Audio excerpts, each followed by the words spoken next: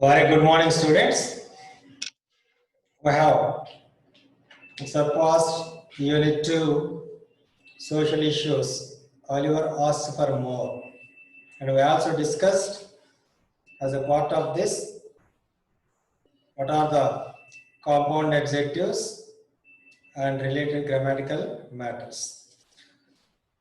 And proceeding forth, we have a poem which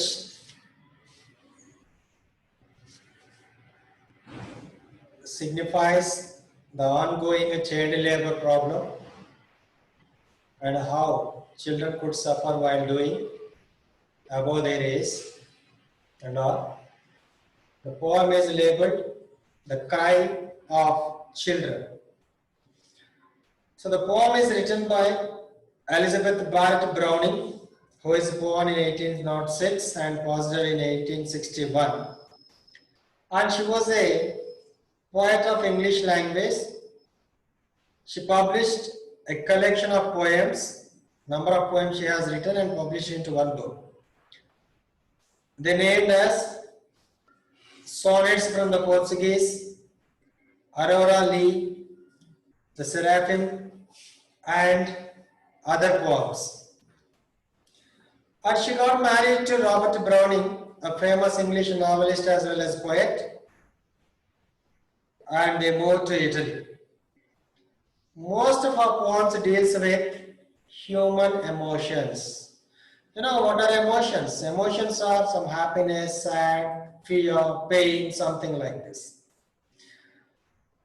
And if you do observe, we have a problem of child labor across the globe. According to Indian Constitution, children below the age of 14 years are not supposed to be in any of the hazardous work, and many of the celebrities, they are advertising for them. The small hands are supposed to be in the school and not with hardship. So children are provided free education to get educated themselves. But somehow, whatever the reason, parents, because of their poverty or ignorance or illiteracy or many other domestic reasons, they are employing children in hardships. So, even this poem of 2 stanzas, the first one is of 8 lines, octameter, and the second one is quarter of 4 lines, describes the minds of child laborers. Okay? Let us see. For woe we are weary and we cannot run or leap. For woe, say the children, we are weary and we cannot run or leap. If we cared for any meadows, it were merely to drop down in them and sleep. Our knees tremble sorely in the stooping. We fall upon our faces trying to go. And underneath our heavy eyelids drooping, the reddest flower would look as pale as snow. For all day we drag our burden tiring through the cold, dark, underground, or all day we drive the wheels or iron in the factories round and round. Seems the poem is very small, but the agony expressed out of these 12 lines is really pathetic. The children themselves are telling the poem. For woe we are weary. For woe, oh God, we are weary. We are so tired. And we cannot run or leap. You know, kids, who are small children, if you do observe, in the break time or in the playground, you always keep on running, jumping, hopping, something. This is the very quality of a child. A child is supposed to behave like that. If any of the child is not doing like that and simply walking just like a gentleman, there is a problem with the child. So the children are supposed to hop, jump and elating, running like this. But these children who got tired of their hardship in some factory, they have no enough energy to leap or to jump or run. If we cared for any meadows, it were merely to drop down in them and sleep. Imagine you might be taken to some park or a wonderful garden by your parents. What do you do in fact? You usually play. You usually play. But these children, they are not in a position to sleep. They got exhausted, tired of a physical work. If they are taken to a garden, a lawn, a meadow, which is green and smooth, they automatically lie down and sleep. They wanted, if the immediate requirement for these kids is rest. They wanted rest. See here. Second line, last line, end rhyming. Leap, sleep, very, merely, ly. So, first line, third line, second line, fourth line. This end rhyming is there. So, these are called rhyming words. Our knees tremble sorely in the stooping. We fall upon our faces trying to go. Our knees tremble, knee, joints doesn't support the body weight because they got exhausted walking and dragging all the weights. So no more they can stand. They can fall forward on their faces. Our knees tremble sorely in the stooping. We fall upon our faces trying to go. When you have no energy, imagine when you are playing in the playground for an extended period. Okay, as you are small kids, your energy levels are limited. And you played till you got energy. And at the last moment, you keep yourselves be seated somewhere. Then if anybody asks you to play, you have no energy. Such a stage here it is. They got exhausted because of working, continuous working. And they have no any more energy left with them. So if ever they walk, they definitely fall down.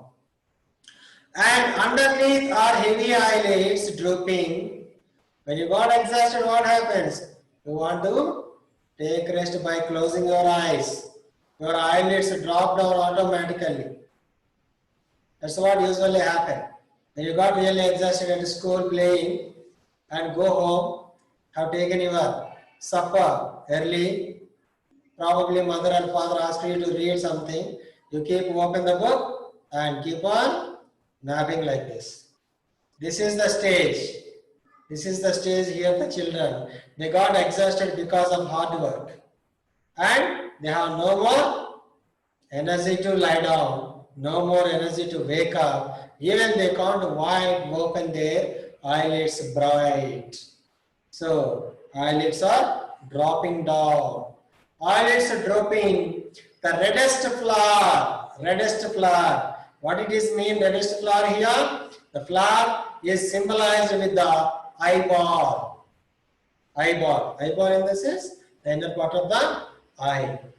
So it is supposed to be when you go to the doctor will wide open your eyes and look in, examine. For what? The eyelid is supposed to be reddish, normally reddish. In the sense, you have enough blood in the body. If this is white, completely white, you have no enough blood. Having no enough blood in the sense, you have no sufficient nutritious food. So these children are suffering with that. Their eyeballs, the reddish flower is no more red, it is as pale as snow. How snow looks like? Snow is glittering with a very brightish whiteness. Okay, so their eyeball looks like so white and bright that it means they have no blood in their body. In the sense, They have no enough food. They have no proper nutritious food. Next. For all day we drag our burden toiling through the cold, dark, underground. Imagine, we have Singarini collieries. If you do observe in any of the news item on TV, or if you have gone through any of the YouTube, what it might be, a coal mine is, that is working underground, no enough oxygen, no enough lighting, and it is very, very dangerous to work in such areas. So these children are working in a coal mines. For all day we drag our burden toiling through the cold, dark underground. They work there. For all day we drive the wheels are iron. So the dug coal is supposed to be brought to the surface. They need to be carrying, dragging the carts. For all day we drive the wheels are iron and the factory is round and round. Whatever the hardship, whether it is a coal mine or a iron factory, they must be pulling heavy loads with small hands, so they get exhausted. So this is the agony the children are expressing as they were child laborers. Okay? Yes. And coming to the previous lesson, reading A, Oliver asks for more. There are two elements we need to discuss that is given as a worksheet for you, and one element that is already discussed, compound adjectives, and the next one is how to make yes or no type questions. Questions are of two types, and basic description I give you. There are four varieties of sentences. Types of sentences is one variety of classifications. Types of sentences. There are four types. One is assertive sentence. Assertive is also called statement. Any of the fact we say about something that comes as assertive or statement usually ends with full stop. That is one. And the second is interrogative. Interrogative is also called question. In general, all questions are interrogative. And third one is imperative. Imperative in the sense, it also ends with full stop, but it can be different using the tone for utterance. That is either command or request. For example, will you please lend your pen? Is a request. Shut the door is a command. But any of them can end with full stop.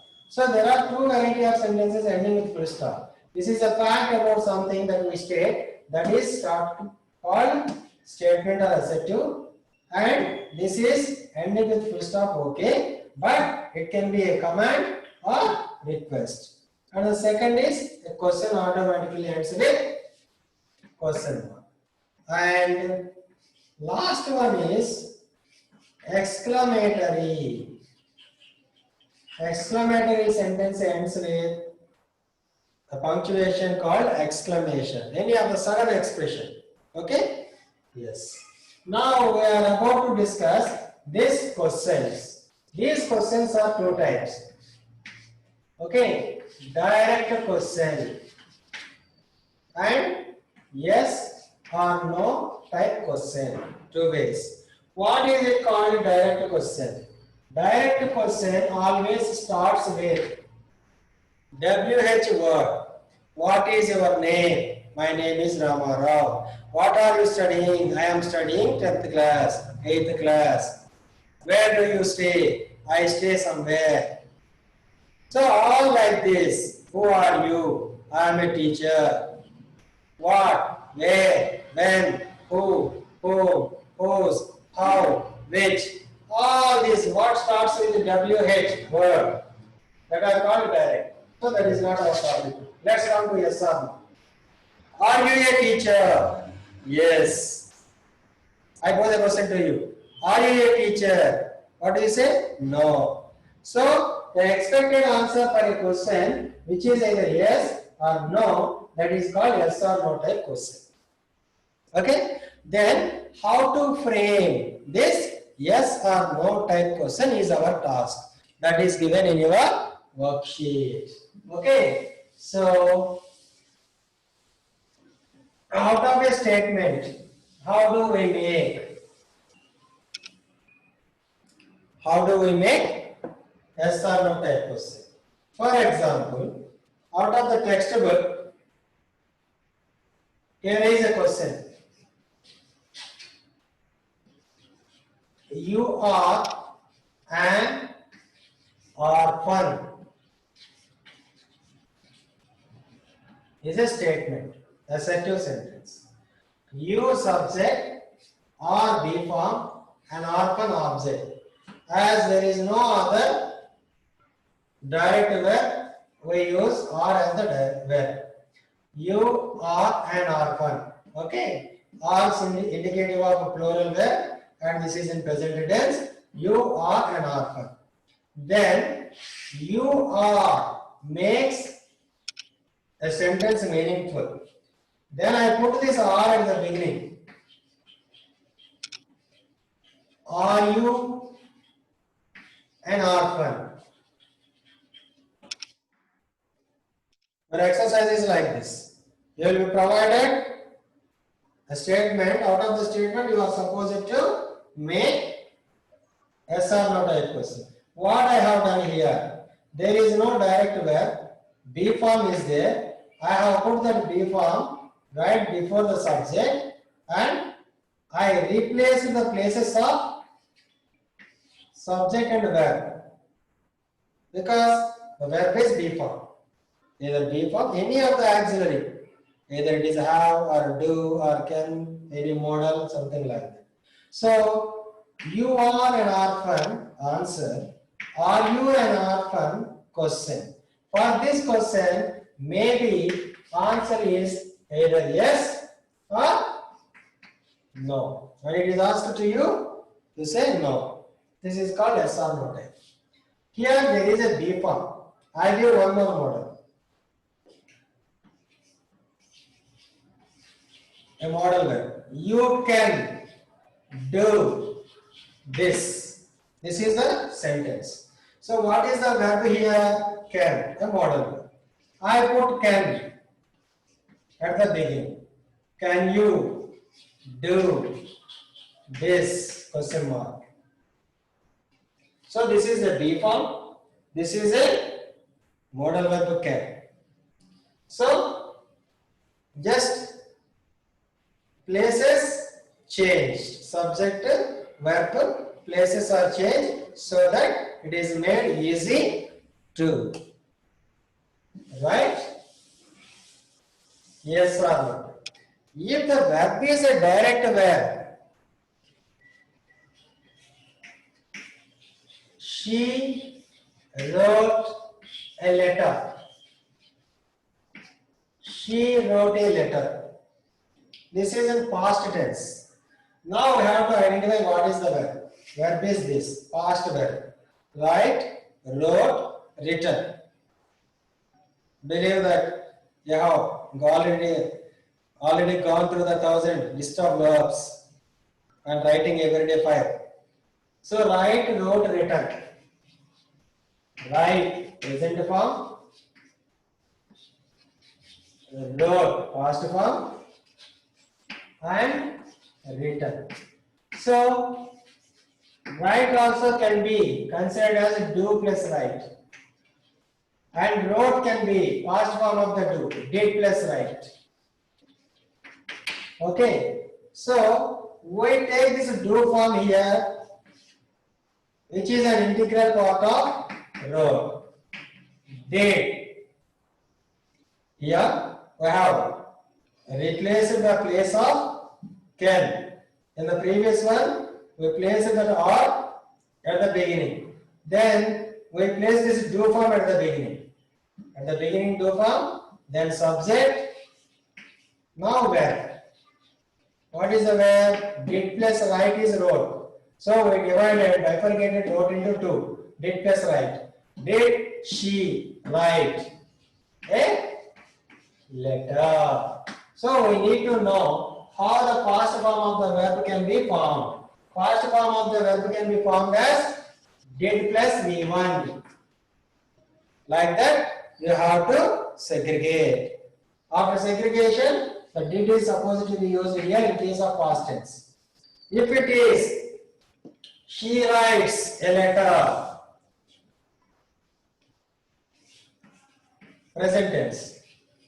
Present simple it is. She writes a letter. In this, writes is equal to does plus write. So, SR no type becomes does she write a letter? Is the SR no type question. Okay? So, this is the way the total exercise that is provided to you can be done. Okay? Hope you understand it. When there is a helping verb should be at the beginning, like the first example or and the second example can. If there is no helping verb, direct verb can be bifurcated into do form. Do plus V1. Did plus V1 like that. If it is present, do. Why we use it here does? Because the subject is third person singular and this is present simple. So third person singular must be accepted only with does form of the verb.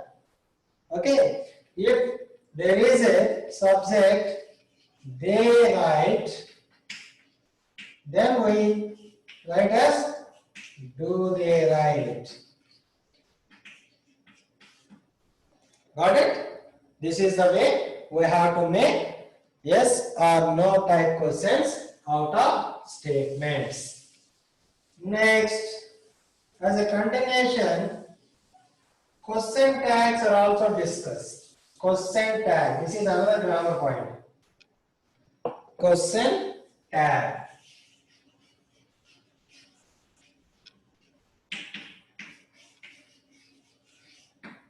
What is a question tag? For example,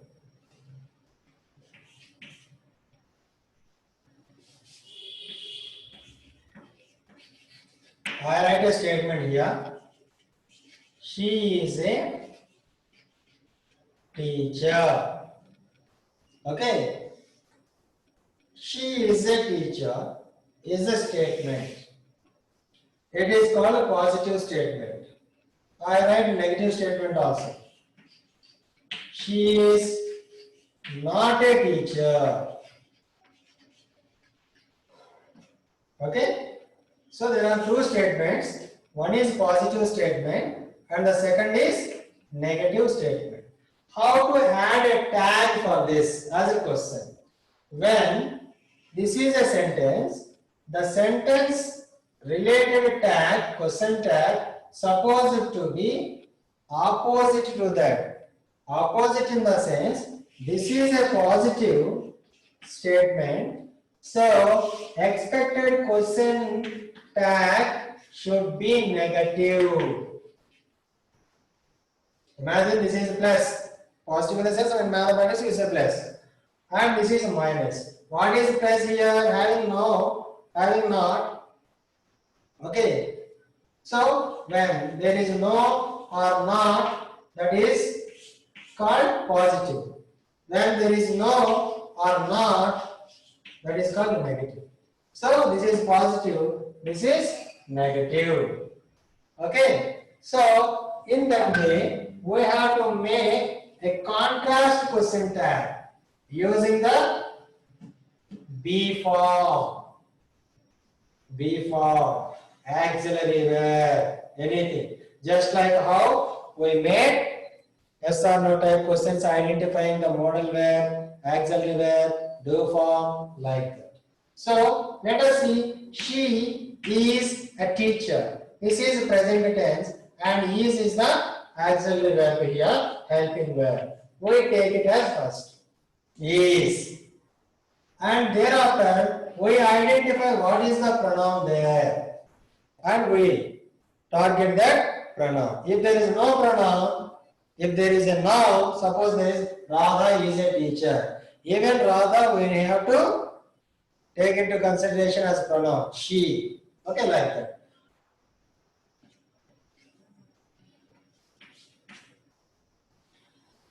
Is a teacher. Isn't she? Is not. Contrasted form it is. Contrasted form. Okay? I think it's right. Okay? Sorry, this one. Okay? Isn't she? Okay? And she is not a teacher. Is she? Okay?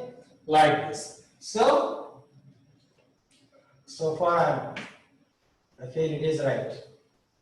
Okay? Is she? So this is what? A positive sentence being added with a negative question tag. A negative sentence with positive question tag. Understand? Let us take one more example.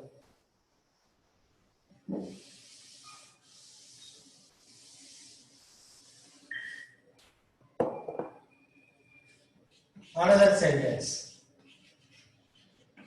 They are playing. Positive sentence.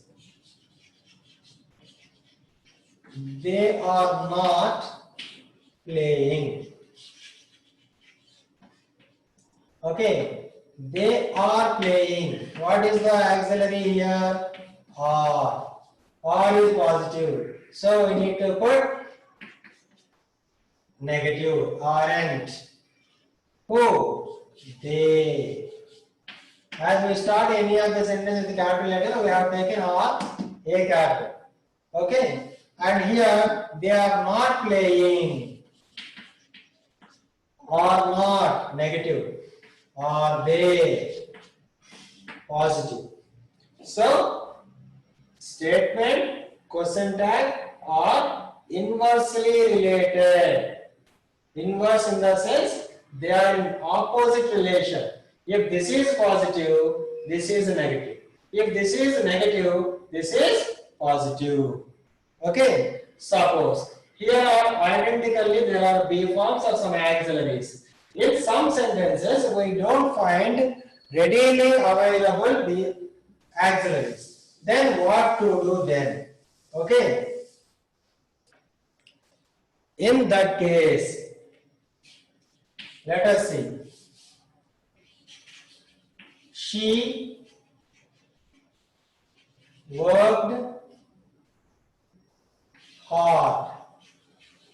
This is a statement. Negative statement.